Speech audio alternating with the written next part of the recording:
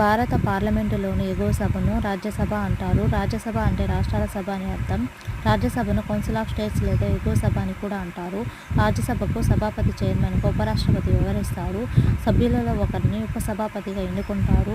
రాజ్యసభ గరిష్ఠ బలాన్ని 250గా నిర్దేశిస్తుంది. అందులో 12 మంది సభ్యులు రాష్ట్రపతిచే నామినేట్ చేయబడతారు మరియు 238 మంది రాష్ట్రాలు మరియు 3 కేంద్ర ప్రాంతాల చెందిన ప్రతినిధులు